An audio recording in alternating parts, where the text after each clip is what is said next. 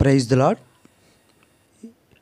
ఈరోజు హెబ్రోను క్యాలెండర్ వాక్య భాగంలో నుండి మనకి ఇవ్వబడిన లేఖన భాగాన్ని చదువుతాను. ప్రియులారా గమనించండి. కీర్తనల గ్రంథము 22వ అధ్యాయము 3వ వచనాన్ని చదువుతాను. ప్రియులారా గమనించండి. నీవు ఇశ్రాయేలు చేయు స్తోత్రముల మీద ఆసీనుడవై ఉన్నావు. ప్రియులారా, ఇక్కడ మనం చదువుకున్నటువంటి భాగంలో నీవు అనగా ఇశ్రాయేలు చేయు స్తోత్రముల మీద ఆసీనుడవై ఉన్నావు. నీవు ఈ కీర్తన ఎవరి గురించి రాయబడింది అని అంటే, ప్రియులారా, మనం కొత్త నిబంధనలో ఉదాహరణకు మనం గమనిస్తే ప్రభువారు తన ప్రేమను మన పట్ల చూపించినాడు. ఇది ఎలాగ మనం గమనించగలుగుతాము అని అంటే, ప్రియులారా, మనం చూస్తే ఈ యొక్క తండ్రి, తన పరలోకపు తండ్రి తనపై చూపినటువంటి ప్రేమ, ఆ ప్రేమ నుండి విడనాడుతూ వచ్చాడు. అదే మనం కొత్త నిబంధనలో చూస్తాం ప్రియులారా. అందుకనే ఏమంటాడంటే, ప్రియులారా, మనం గమనిస్తే నా దేవా నీవు నన్నెలా విడనాడితివి అని యేసు సిలువ మీద నుండి కేక వేశాడు ప్రియులారా. అవును కదా. అందుకనే ప్రియులారా, ఎందుకు ఈ భాగంలో మనం నీవు ఇశ్రాయేలు చేయు స్తోత్రముల మీద ఆసీనుడివై ఉన్నావు అని రాయబడిందనంటే, యేసుక్రీస్తు ప్రభువారిని గురించి రాయబడినటువంటి ఈ కీర్తన తండ్రి తనను విడిచిపెట్టే సమయంలో నా దేవా నీవు నన్నెలా విడనాడితివి అని పలుకుతూ వచ్చాడు. చూడండి ప్రియులారా, ఆయన యొక్క ప్రేమ మన మీద ఎంతగా చూపించినాడంటే అంతగా చూపించున్నాడు. ప్రాణము పెట్టునంతగా ఆయన మన మీద తన ప్రేమను చూపించినాడు ప్రియులారా. చూడండి ప్రియులారా, మన సిలువ మీద నుండి కేక వేశాడు. ఈ విషయాన్ని మనం చూస్తే చూడండి, కీర్తనల గ్రంథంలో 22వ అధ్యాయము అంతా కూడా యేసుక్రీస్తు ప్రభువారిని గురించినటువంటి ఈ కీర్తన రాయబడుతూ వచ్చింది ప్రియులారా. కనుక చూడండి, యెషయా గ్రంథంలో 53వ అధ్యాయంలో యేసుక్రీస్తు వారిని గురించినటువంటి మాట మనం చూస్తాం. యెషయా గ్రంథం 53:10-12 వచనంలో చూడండి ప్రియులారా. 53వ అధ్యాయము 10-12 వచనాన్ని మనం చదువుకుంటే, అతని నలుగగొట్టుటకు యెహోవాకు ఇష్టమాయెను కనుక ఆయన అతనికి వ్యాధి కలుగజేసెను. అతడు తానే అపరాధ పరిహారార్థ బలిగా అతని సంతానము చూచును. అతడు దీర్ఘాయుష్యమంతుడగును. యెహోవా ఉద్దేశము అతని వలన సఫలమగును. కనుక ఎందుకు ప్రియులారా, మానవుడు చేసినటువంటి అపరాధములను బట్టి ప్రియులారా మనం చూస్తే దేవుడు మన పాపములను ఆయన మీద వేసుకుంటూ వచ్చాడు. అందుకనే దేవుడు తండ్రి తనను విడిచిపెట్టవలసినటువంటి సమయం వచ్చింది. ఎందుకంటే మన పాపములను, మన శాపములను ఆయన వహించాడు. సిలువ మీద నుండి కేక వేశాడు. ప్రియులారా, యేసు మన స్థానంలో శాపగ్రస్తుడై మన పక్షంగా హింస పొందాడు. కాబట్టి దేవుడు యేసును విడిచిపెట్టాడు ప్రియులారా. ఎందుకోసము విడిచిపెట్టాడంటే, ఎందుకు 22:3 వచనంలో నీవు ఇశ్రాయేలు చేయు స్తోత్రముల మీద ఆసీనుడివై ఉన్నావనంటే, నేను పొందవలసిన శిక్షను మన ప్రభు అయిన యేసుక్రీస్తు వారు కలవరి శిలువలో భరించాడు. మన శాపాన్ని వహించాడు. 53:10-12 మనం చదివితే మనకు అర్థమవుతుంది. 10-11, 12 అతడు తనకు కలిగిన వేదనను చూసి తృప్తి నొందును. నీతిమంతుడైన నా సేవకుడు జనుల దోషములను భరించి ప్రియులరా భరించి నాకున్న అనుభవము చేత అనేకులను నిర్దోషులుగా చేయను. కనుక ప్రభువు ఎందుకు ఆయన ఇశ్రాయేలీలు చేయు స్తోత్రముల మీద ఆసీనుడై ఉన్నాడు అనంటే, ఇశ్రాయేలీలు ప్రత్యేకించబడిన వారు, దేవుడు ఏర్పాటు చేసుకున్న జనాంగం, వారి పాపములను ప్రక్షాళన చేసి వారి పాపములన్నిటి కొరకై విమోచించి క్రయధనంగా శిలువ మరణం పొందినాడు. కనుక ప్రియులరా, ఆయన స్తోత్రార్హుడు, ఆయన రక్షకుడు, ఆయన రక్షించేవాడు. పాపులను రక్షించుటకు క్రీస్తు యేసు లోకమునకు వచ్చెను. ప్రియులరా, చూసారా, ఆయన మన కొరకు ఆయన విడనాడుతూ వచ్చాడు. అందుకనే మనం 2 కొరింథీల్లో మనం చూస్తే ప్రియులారా, చూడండి 5వ అధ్యాయం 21వ వచనంలో, 2 కొరింథీ 5వ అధ్యాయం 21వ వచనంలో చదువుతాను, గమనించండి ప్రియులారా. ఎందుకనగా మనం ఆయన యందు దేవుని నీతి అగునట్లు పాపమెరుగని ఆయనను మన కోసము పాపముగా చేసెను. తండ్రి తన ప్రియ కుమారుడైన యేసుక్రీస్తు ప్రభువారిని ఎందుకు విడనాడాడంటే, అది నేను మనందరము లోకములో ఉన్నటువంటి మనుషులందరూ చేసినటువంటి పాపములు ప్రియులరా ఆయన మీద మోపబడుతూ వచ్చాయి. అదే కదా 2వ కొరింథీ మనం చూస్తే 5వ అధ్యాయం 21వ వచనంలో రాయబడి ఉంది లేఖనం. ఎందుకనగా మనం ఆయన యందు నీతి అగునట్లు పాపమెరుగని ఆయనను మన కోసము పాపముగా చేసెను. కనుక పాపిని మరేం చేస్తాడు? యేసు ప్రభువారిని విడిచిపెట్టాడు. ఎందుకనంటే మనందరి పాపంలో ఆయన వహించాడు. యేసు మన స్థానంలో శాపగ్రస్తుడయ్యాడు. యేసు మన పక్షంగా హింస పొందాడు. యేసు మనకు రావాల్సిన శిక్షను ఆయన భరించాడు, వహించాడు, సహించాడు, ఓర్చుకున్నాడు. ప్రియులారా, అందుకనే నీవు ఇశ్రాయేలు చేయు స్తోత్రముల మీద ఆసీనుడవై ఉన్నావు. కనుక ఆయన రక్షకుడు, పాపిని ప్రేమించి పరిశుద్ధతలోనికి నడిపించి పరలోక రాజ్యానికి చేర్చుటకు ఆయన మనందరి కోసము శాపగ్రస్తుడిగా మార్చబడుతూ వచ్చాడు. ప్రియులారా, గమనించండి. అందుకని యోహాను సువార్తలో 3:16లో దేవుడు లోకమును ఎంతో ప్రేమించెను. కనుక ఎంతగా ప్రేమించాడంటే, నీ పాపము, మనందరి దోషములు, మనందరి పాపములు, మనందరి శిక్ష యావత్తు కూడా ఆయన మీద వేసుకోవటానికి ఇష్టపడ్డాడు. ప్రియులారా, కనుక మన జీవితాల్లో ప్రియులారా మనం కూడా యేసుక్రీస్తు ప్రభువారిని గురించి రాయబడినటువంటి ఈ కీర్తన ఎంతో అద్భుతమైనది. ఇంకా మనం చూస్తే ప్రియులారా, మన స్థానంలో ఆయన భరించాడు. చూడండి, దేవుని వాక్య భాగంలో నుండి కొత్త నిబంధన మత్తయి సువార్తలో 27వ అధ్యాయంలో ఇంకా మనం చూస్తే దేవుని వాక్య భాగంలో నుండి 27, 26వ వచనం మత్తయి సువార్తలో ప్రియులారా, అప్పుడు అతడు వారు కోరినట్టు బరబ్బను వారికి విడుదల చేసి యేసును కొరడాలతో కొట్టించి సిలువకు అప్పగించెను.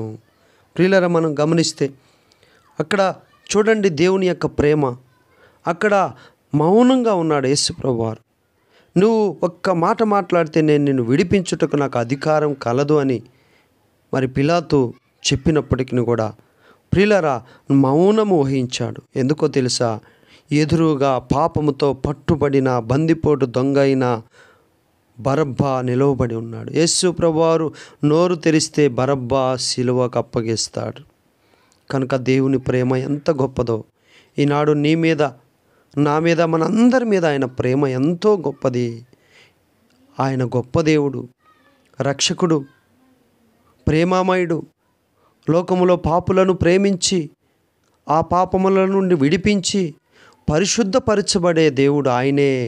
పాపుల రక్షకుడు, నశించిన దాన్ని వెతికి రక్షించుటకు లోకమునకు వచ్చిన దేవుడు యేసుక్రీస్తు ప్రభువారు. ప్రియ సహోదరుడా, ప్రియ సహోదరి, మరి ఆ దేవుని యందు ఇంకా నీవు విశ్వాసం ఉంచావా? ఆ దేవుని సన్నిధికి వస్తున్నావా?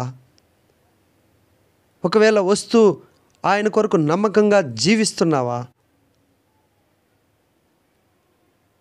ఒక్కసారి పరిశీలన చేసుకోవాలి. ఇంకా ప్రభువును నమ్మక ఇంకా అవిశ్వాసివై ఉంటే ఈరోజే ప్రభు అయిన యేసునందు విశ్వాసం ఉంచు. అప్పుడు నీవు గొప్ప రక్షణ పొందుతావు. ఆయన నిన్ను నన్ను మనలందరినీ కూడా పరలోక రాజ్యానికి ఆయన చేర్చేవాడుగా ఉన్నాడు. ప్రియులారా, ఇంకా మనం చూస్తే ఆ సిలువకు అప్పగించిన సమయంలో 46వ వచనము, ఇంచుమించు 3 గంటలప్పుడు యేసు ఏలీ ఏలీ లామా సబక్తాని అని బిగ్గరగా కేక వేసిన. ఆ మాటకు నా దేవా నా దేవా నన్నెందుకు చెయ్యి విడిచితివని అర్థము. ప్రియులారా, మనం గమనిస్తే దేవుడు నీ కొరకు నా కొరకు ఆయన ఎంతగా హింసించబడ్డాడు, ఆయన ఎంతగా కొట్టబడ్డాడు, ఆయన ఎంతగా హింస పొందాడో ఒక్కసారి ఆలోచించావా? ఇంకా దేవుని సన్నిధిని దేవుని ఇంకా నీ హృదయంలో చేర్చుకోకుండా నీ ఇష్టానుసారంగా నువ్వు తిరుగుతూ ఉన్నావేమో, ఇంకా సమయం ముందులే నన్ను చెప్తూ ఉన్నావేమో. ప్రియులారా, సమయమును గతించిపోతున్నది, పొట్టు గాలికి ఎగురినట్లు సమయం గతించిపోతున్నదని జెఫన్యా గ్రంథంలో రాయబడింది. ప్రియులారా, సమయాన్ని వ్యర్థం చేయకు. ఈరోజే ప్రభువైన యేసును నీ హృదయంలో చేర్చుకో. ఆయన గొప్ప రక్షకుడు. నీ శాపాన్ని, నీ పాపాన్ని, నీ యొక్క సమస్త పాపక్రియలన్నిటినీ కూడా క్షమించే దేవుడు, నీ కొరకు సహించే దేవుడు, నీ కొరకు ఓర్చుకునే దేవుడు. లోకంలో ఇలాంటి గొప్ప దేవుడు ఒక్కడే, ఆయనే ప్రభు అయిన యేసుక్రీస్తు వారు. సృష్టికర్త అయిన దేవుడు, సర్వాధికారము కలిగిన దేవుడు గనుక ఆ దేవుని యొద్దకు వస్తావా? ఆ దేవుని హృదయంలో చేర్చుకుంటావా? ఆయన హృదయం అనే తలుపు దగ్గరే ఉన్నాడు, తట్టుచూ ఉన్నాడు. ఎవరైతే తలుపు తీస్తారో లోనికి వస్తాడు, హృదయంలోనికి వస్తాడు. హృదయంలో ఉన్న పాపాన్ని తీసివేస్తాడు, హృదయంలో ఉన్న శాపాన్ని తీసివేస్తాడు, హృదయంలో ఉన్న కల్మషాన్ని తీసివేస్తాడు. హృదయ శుద్ధి గలవారు ధన్యులు, వారు దేవుని చూస్తారని మత్తయి సువార్త 5వ అధ్యాయంలో రాయబడింది. ప్రియులారా, కనుక నీ హృదయం ఎలాగుంది? నీ హృదయం గురించి నీకంటే ఎక్కువ ఎవరు తెలిసిన వారు ఎవరు ఉండరు. కనుక నీ హృదయం ఎలాగుందో పరిశీలన చేసుకో. నీ హృదయం పాపంతో, క్రోధంతో, అహంభావంతో, అవివేకంతో, మోసంతో, పాపంతో, శాపంతో నిండి ఉన్నదా? నీకే అసహ్యం వేసేటువంటి బ్రతుకుతున్నావా? ఆ బ్రతుకు నుండి దేవుడు నీకు అసహ్యం పుట్టించవచ్చు కానీ నిన్ను విడిపించుట కొరకై ఆయన బంధించబడ్డాడు. నీకు రావాల్సిన శాపాన్ని ఆయన పొందాడు, నీకు రావాల్సిన మరణాన్ని ఆయన మరణించాడు, నీకు రావాల్సిన దెబ్బలు ఆయన ఓర్చుకున్నాడు. ఆయన ప్రియులారా నీ కొరకు సమస్తాన్ని భరించాడు, వహించాడు, సహించాడు, ఓర్చుకున్నాడు. మరి ఈరోజు నీ జీవితంలో నువ్వు ఆయన యొద్దకు రాకుండా ఎంతకాలం ఉంటావు? నీకు ఇచ్చిన సమయాన్ని ఎంతకాలంగా వృధా చేస్తూ ఉంటావు? ఈరోజే ప్రభు మరొక్కసారి నిన్ను పిలుస్తూ ఉన్నాడు. చూడండి ప్రియులారా, గలతీయులకు రాసిన పత్రికకు ఇంకొక మాట చూసుకుంటాం. గలతీయులకు రాసిన పత్రిక దేవుని వాక్య భాగంలో నుండి గలతీయులకు రాసిన పత్రికలో మనం గమనిస్తే 3వ అధ్యాయము 13వ వచనం చదువుతాను. ప్రియులారా, గమనించండి.